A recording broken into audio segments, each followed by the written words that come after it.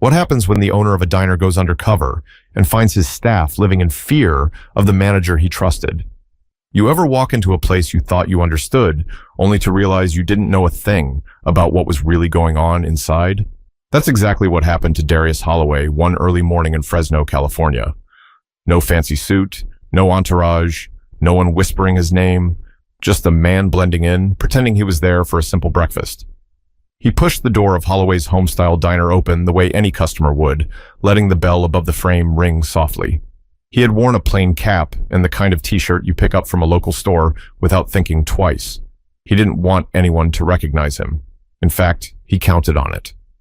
That diner had been his investment project for years, but lately, something about the place had been bothering him. He'd been getting small clues, a few negative reviews, a couple of unusual complaints, a message from a supplier who said communication had changed. Even the tone of his monthly reports felt different, too clean, too rehearsed. Something about all of it bothered him, and he knew the only way to figure out the truth was to show up like he was nobody. He took a seat in one of the corner booths, the kind that still had the slightly torn leather from years of customers sliding in and out. He always told himself he'd replace those cushions, but somehow he never got around to it. Now he was glad he hadn't. It helped him fit right in. A menu sat folded on the table, edges curling from use. He didn't even open it. He'd been eating the same breakfast since he was a kid. Toast and black coffee. Simple, familiar, honest. Darius watched the room closely without making it obvious. The diner had that morning quiet where most customers kept to themselves. A few construction workers chatted low near the window. An older man read a newspaper while sipping his coffee. A mother tried to distract her toddler with crayons someone had handed her. It all looked normal on the surface, but Darius had learned long ago that trouble never announces itself with a big sign. It hides in the little things, the tone, the eyes, the body language. He noticed the staff, too. One cook was moving fast behind the window, flipping eggs and sliding plates forward with short, tense motions. A dishwasher carried a tub full of plates that clattered loudly each time he walked. The air felt heavier than it should have, for a place meant to make people feel at home. That's when he saw her. A young woman in a faded uniform and an apron that had clearly survived too many shifts. Her name tag read, Janelle. She pressed her lips together as she wrote something on her order pad, then inhaled slowly like she had to gather her strength before heading toward a table. There was something about the way she moved, controlled, careful, like she didn't want to draw attention. Darius had seen that posture before, years ago, on people trying to hold their lives together with the last bit of energy they had. She glanced around the room before approaching his booth, not scanning for customers, checking, watching, almost like she was waiting for someone to correct her, or worse, judge her. Darius sat still, acting like any other hungry man waiting for breakfast, but inside he felt the first jolt of suspicion. Janelle approached and offered a strained smile. "Good morning," she said softly. "Can I get you something?" "Just toast," Darius replied. "And some coffee if you've got it fresh." She nodded quickly, almost too quickly. "Coffee's always fresh. I'll bring it right out." She walked away with her shoulders slightly hunched, gripping her order pad tighter than anyone should. Darius watched her go, and a thought hit him hard. Something was wrong here. Not with the food, not with the customers, with the people who kept the place running. But he didn't know yet that what he was sensing was only the surface of something far heavier. Janelle moved through the diner with a pace that didn't match the room. Everyone else took their time. People ate slowly, talked quietly, read newspapers, scrolled on their phones. But she was rushing in slow motion. Every step seemed measured, every movement calculated, like she was trying to avoid a mistake she couldn't afford to make. Darius watched her pour coffee for another table. Her hand shook just a little, so little most folks wouldn't notice. But he noticed. Years of running businesses sharpened his eyes to the smallest details. She apologized twice to the same customer, even though she hadn't done anything wrong. That alone told him a story. Someone had convinced this woman that even existing too loudly was a problem. And then there was the way she kept glancing toward the counter. Not casually, not like a server trying to see if food was ready. She looked the way people look when they're checking for storms. Behind that counter stood a man with a thick beard, a wrinkled button-down shirt, and the expression of someone who woke up annoyed and never recovered. His name tag said, Carl. the manager he'd hired last year. At the time, Carl seemed competent. A bit rough around the edges, sure, but he talked a good game, promised efficiency, promised structure, promised to shape up the staff. Now Darius couldn't take his eyes off the guy. Carl stood with his arms crossed, glaring across the room like everyone owed him money. He didn't speak. He didn't smile. He just watched, especially Janelle. Whenever she passed near him, she tightened her grip on her apron. Darius tried to keep a neutral expression as Janelle returned to his table with his coffee. "Here you go," she whispered, setting the cup down with both hands like she wanted to make sure she didn't spill a single drop. "Thank you," Darius said, giving her a warm smile, hoping it would ease her tension. "Take your time with the toast. I'm not in a hurry." She nodded once, but her eyes flicked toward Carl again just for a moment before she stepped away. Darius followed her line of sight. Carl's eyes locked on her, then shifted to Darius, narrowing slightly. It wasn't suspicion. It was something else. Territorial. Like he didn't want customers talking too long to his staff. Darius took a sip of his coffee, and though it tasted fine, something about this whole scene left a heavy weight in his chest. This wasn't how his diner was supposed to feel. He'd built this place to give jobs, stability, comfort. He wanted families to sit here without worry. He wanted staff to feel like they had a place where they mattered. Instead, it felt like a room full of people waiting for something bad to happen. Janelle returned with his toast, gently sliding the plate forward. "Here you go. Let me know if you need anything else." "I appreciate it," Darius said. "Everything all right this morning?" The question hit her harder than he expected. Her mouth opened like she wanted to say yes, but her eyes said no. She hesitated, then forced a small smile. "Just regular day," she replied. Her voice wasn't convincing. She knew it. He knew it. Before he could say more, Carl called from behind the counter. "Janelle, order up." But the way he said it wasn't normal. It wasn't the usual kitchen call. It sounded like a warning wrapped in 2 words. She nearly flinched. "Coming," she said quickly, stepping away. Darius watched her hurry off, then looked back at Carl. The man didn't even hide the satisfaction on his face, like he enjoyed how fast she responded, like he enjoyed the power. Darius leaned back in his seat. He didn't want to jump to conclusions, but his instincts were rarely wrong. Something toxic was festering behind the scenes, something his manager didn't want him to see. But Darius was already starting to realize that he didn't come here just to check on the business. He came here because this place needed him more than he expected. Janelle reappeared a few minutes later, walking toward Darius's booth with that same worn-out grace, like she'd trained herself to hide how tired she really was. She set down a small basket of creamers and sugar, though he hadn't asked for any. It felt like she did it just to stay busy, to avoid standing still for too long. "You doing all right over here?" she asked quietly. Darius looked up at her and gave a small nod. "Yeah, I'm good. Appreciate you checking in." Her smile flickered, the kind of smile you put on because you're expected to, not because you feel anything close to happiness. He hated seeing that on anyone's face, especially someone who looked like they were hanging on by a thread. "Can I ask you something?" he said. She hesitated. "Sure. What do you need? You've been working here long?" She shifted her weight from one foot to the other. "A while, maybe a year and a half." She tucked a loose strand of hair behind her ear. "It's a job, pays the bills, or tries to." He nodded slowly. "You from around here?" She gave a soft laugh that didn't match the expression in her eyes. "Born and raised. Haven't really had the luxury to move anywhere else."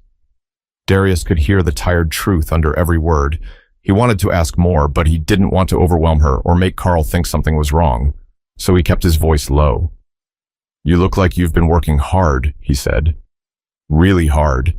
She looked down at her apron. "Some days more than others." Before he could respond, she leaned in slightly. "Listen," she whispered. "If the service feels slow or if anything's not right, please don't say anything to him." Darius frowned. "To who?" She swallowed, eyes darting toward the counter. "Carl." Darius followed her gaze. There he was, arms crossed again, staring at her like he was dissecting every move she made. "He's strict," she said. "He doesn't like when customers complain. Takes it out on us." Darius felt something hot rise in his chest. Anger, yes, but also disappointment. He'd hired Carl to help these workers, not control them. Has he taken it out on you? Darius asked gently. Janelle didn't answer with words, but her silence did. She didn't have to explain. Her posture already told the story. She leaned in even closer, speaking just above a breath. Please, just enjoy your meal. Don't draw attention. He studied her face for a long moment. She wasn't avoiding eye contact. She wasn't being dramatic. She was scared, really scared. You shouldn't have to walk on eggshells at a job, he said softly. She looked at him with eyes that said she agreed, but couldn't afford to. I've got a little boy, she murmured. He depends on me. If I lose this job, I don't know what happens next. Those words hit him harder than he expected. He'd seen determination before, but this was different. This was survival. Janelle, Darius said quietly, I hear you, and I respect you being honest with me. She didn't know what to say. Most customers didn't talk to her like that. Most didn't even look her in the eye. Then she stepped back suddenly, adjusting her apron as if remembering something urgent. I should go, she whispered. Just let me know if you need anything. He nodded, but watched the way she hurried off like she was afraid to be seen talking too long. Darius took a slow sip of his coffee, trying to keep calm, even though his mind was spinning. He had come here undercover to check on customer service and operations, but he was starting to understand that the real problem wasn't on the surface. The problem was woven into the behavior of the staff, their tone, their fear, their silence, and all of it pointed back to one man. But this wasn't even the hardest part of the morning, because the truth Janelle was hiding hadn't even come out yet. A few minutes passed before Janelle returned to clear a nearby table. Darius didn't want to pressure her, but the air around her practically pulsed with something she was trying to hide. The way she wiped the table, quick strokes, eyes flicking up every few seconds, told him she was waiting for the moment when Carl would bark an order or glare at her again. And sure enough, when she turned her head toward the counter, Carl's stare was already locked on her like he'd been waiting to catch her slipping. She tensed instantly, not because she'd done anything wrong, but because she was used to taking blame for things she couldn't control. Darius leaned forward slightly, keeping his voice low. Janelle, he called out gently. She looked over, startled, and stepped closer. Yes, did you need something? You look worried, he said. You sure everything's all right? Her fingers gripped the edge of the bus tray like she needed something solid to hold on to. It's nothing, she whispered. I'm fine. But her voice cracked just enough for him to hear the truth behind it. He reached into his pocket and pulled out a small bill. Nothing big, just something to show appreciation. When he slid it discreetly across the table, her entire body froze. Wait, no, she whispered, eyes widening. It's just a tip, Darius said, for good service. She shook her head, panic rising fast. No, I can't. If he sees... She swallowed hard and took a small step back. Please put it away, please. Her reaction was so intense, so immediate, that Darius carefully slid the bill back toward himself. You can't accept a tip? He asked. At all? She took a breath, then another, like she was fighting tears she didn't want to shed in front of a stranger. We're not allowed, she said, voice trembling. Carl keeps everything, every dollar. He says it's part of the rules, and if a customer insists, he says we're trying to take money behind his back. Darius's jaw tightened, not in anger at her, but at the situation he already suspected was worse than he imagined. So, he takes the tips for himself? Darius asked quietly. She looked around again, making sure Carl wasn't watching, then nodded. But that's not all, she whispered, and the way she said those words made Darius's stomach drop. What else? He asked. Her throat tightened. He punishes us if we argue, cuts our hours, gives us the worst shifts, threatens to fire us. She took another shaky breath, and he knows most of us need the job too much to say anything. Darius felt his chest heat with anger, but he forced his voice to stay calm. The last thing he wanted was to scare her more. That's not how any manager should act, he said softly. She wiped her hands on her apron. I know, but I don't have many options. I've got my son. He's 5. He needs clothes, food, everything.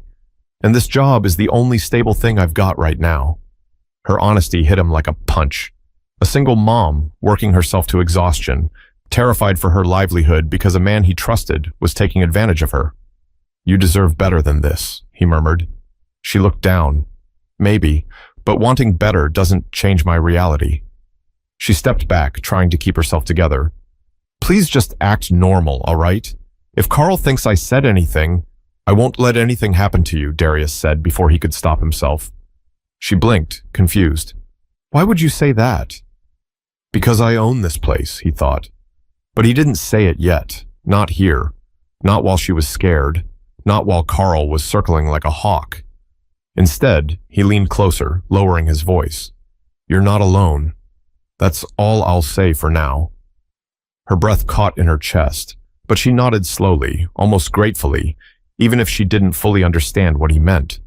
She turned to leave, but he gently stopped her with a quiet, "Janelle?"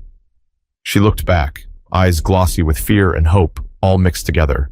"Everything you told me, it stays between us," he said. This time, she didn't say anything. She just nodded once before walking away, wiping her eyes when she thought he couldn't see. Darius watched her disappear into the kitchen doorway, and he knew something with absolute certainty.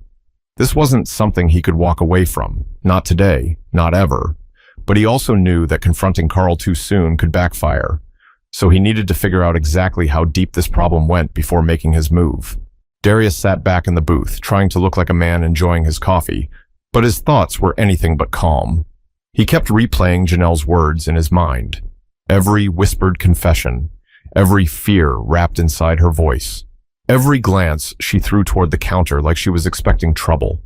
He'd owned several businesses over the years. He'd handled theft, laziness, mismanagement, dishonesty, all the usual problems. But what he saw in Janelle wasn't the result of normal workplace stress. This was survival mode, the kind that left marks you couldn't always see. He looked toward the counter again. Carl was still standing there, jaw set, arms crossed, staring around the diner as if everything belonged to him. As if the staff were chess pieces he pushed around for his own amusement. The man even leaned back with this smug expression, tapping his fingers against the counter like he was waiting for someone to slip. Darius forced himself to stay seated. He wanted to get up right then. Tell Carl who he really was. Fire him in front of the whole room. Tell Janelle she was safe. But acting on emotion too fast had ruined more than one good business in his life. He needed information, clarity, a full picture. He needed to be smart. So instead of storming up to the counter, he lifted his mug again and took a slow sip of coffee, eyes drifting across the room. There were more clues now that he knew where to look. One of the servers, a young guy with a ponytail, avoided going near Carl entirely. A dishwasher who passed by the counter practically held his breath. Even the cook seemed to tense whenever Carl stepped too close to the kitchen door. This wasn't just Janelle's problem. Carl was poisoning the entire workplace. Darius sighed and set his cup down. He didn't know how long this had been going on, but he felt a heaviness inside his chest that told him he should have checked in earlier. He had trusted Carl too much. Delegated too much, assumed everything was fine because the numbers weren't terrible. But numbers didn't tell you when someone cried on their break. Numbers didn't show who was being mistreated. Numbers didn't protect single mothers. He leaned forward, resting his elbows on the table. "All right," he thought. "If I do this, I'm doing it right." He reached into his wallet again, but instead of pulling out money, he pulled out a small card, a generic business card he carried around for emergencies. It didn't have his full name. Just a phone number and the word management. He placed it on the table and waited. It didn't take long for Janelle to return.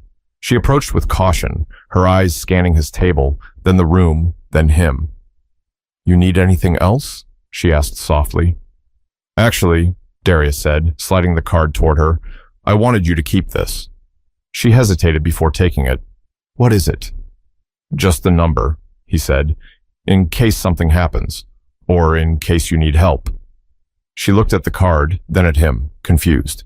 I don't understand." "You don't have to," he replied. "Not right now." For a moment, neither of them spoke. She seemed torn between gratitude and suspicion, like she didn't know whether to trust the kindness he was offering. "Why are you doing this?" she whispered. Darius met her eyes. "Because what you're dealing with isn't normal, and you don't deserve to face it alone." Her lips trembled the slightest bit. She tucked the card behind her order pad quickly before Carl could see it, but of course, Carl saw something. He didn't know what it was, but he saw the two of them talking a bit too long. He pushed himself off the counter and started walking over, fake smile plastered across his face. Darius kept his posture relaxed. Janelle stepped back the second Carl got close. Carl leaned on the booth, looking Darius up and down like trying to judge whether he was worth pretending to be polite for. "Everything all right here?" Carl asked, voice sugary in a way that felt wrong. "Just fine," Darius answered. Carl nodded slowly, but it was clear he didn't buy that for a second. He glanced toward Janelle with this glare that promised trouble later. "Good," Carl said sharply, "because we run a tight place here." Janelle swallowed hard. Carl walked away, but the tension he left behind sat in the air like smoke. Darius exhaled through his nose. The time for watching was over. He had seen enough. But he also knew there was only one way to fix this, and it meant finally stepping out of his cover and confronting the man who'd been running his diner into the ground. Darius waited until Janelle stepped into the kitchen before he finally slid out of the booth. He moved slowly, calmly, the way a man does when he's already made up his mind. The room didn't quiet down, nothing dramatic like that, but a few staff members noticed him standing. Their eyes followed him with a mix of curiosity and fear, unsure of what was about to happen. Carl was back behind the counter, wiping an already clean spot with a rag, pretending to be busy. He didn't notice Darius approaching until the man was only a few feet away. "Carl," Darius said plainly. Carl turned, surprised for half a second before the fake smile returned. "Yeah? Something wrong with your food?" "No," Darius said. "We need to talk." Carl shrugged. "About what?"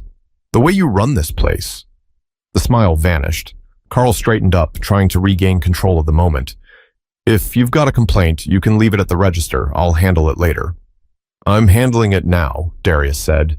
Something about his tone made Carl pause.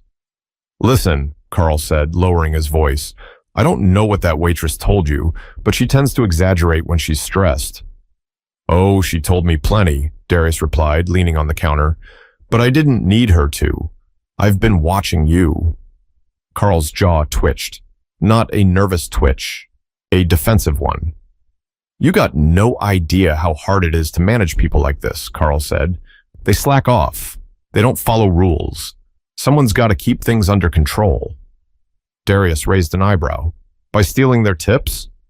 Carl stiffened. "I don't steal anything. It's a pooled system. I distribute it how I see fit." "I'm sure you do," Darius said. "Right into your pocket." Carl stepped forward. "You don't get to accuse me of anything. Who even are you?" Darius didn't answer right away. He wanted the silence to cut deep, wanted the man to feel the weight of everything he'd done. The staff watched from a distance now, dishwashers peeking from the back, servers frozen mid-task, even the cook leaning against the window. Finally, Darius spoke. "I own this place." Carl blinked. Once, twice. Then he barked out a laugh. "Yeah, right." Darius didn't move. "Look me up. Call the accountant. Check the paperwork. My name is on every document this diner has. You work for me." The laugh died instantly. Carl's face dropped, the color fading just enough to reveal the fear he tried to hide. You should have told me you were coming," Carl stammered. "I shouldn't have had to," Darius said, "if you were doing your job." Carl's eyes darted around the diner, realizing how many employees were watching. The power he'd used for so long was slipping away in front of them. "You're making a mistake," Carl said. "These kids, they lie. They're lazy. They just want sympathy. You start believing them, and you'll lose control of this whole place." Darius stepped even closer, lowering his voice so only Carl could hear. "You lost control the day you started abusing the people who keep my business alive." Carl shook his head. "This is ridiculous. You don't know what they're like, especially that girl. She plays the victim, always has a story. I had to put her in line." Darius's eyes darkened. "What did you do to her?" Carl opened his mouth, but Darius cut him off. "You punished a single mother because customers liked her. You stole the money they tried to give her. You made her scared to work here." His voice rose slightly. "And then you tried to hide it." Carl backed up until he hit the wall behind the counter. "You're fired," Darius said firmly. "Right now. Collect your things and get out." Carl's mouth twitched like he wanted to fight back, but he saw something in Darius's face, something beyond authority, resolve, strength, a line he had no business crossing. Carl pointed a shaky finger. This isn't fair. Fair? Darius repeated. You don't get to talk about fairness. The room was silent, except for the soft clatter of a dish somewhere in the back. You've got 5 minutes, Darius said. Then I want you out the door. Carl looked around at the employees who had quietly gathered behind Darius. They weren't afraid anymore. They weren't small. They were witnesses. With no one left to intimidate, Carl grabbed his jacket, muttered something under his breath, and pushed past the staff on his way out. The bell rang as the door swung shut behind him. Darius stood still, letting the weight of the moment settle. The staff stared at him, some shocked, some relieved, some unsure what came next.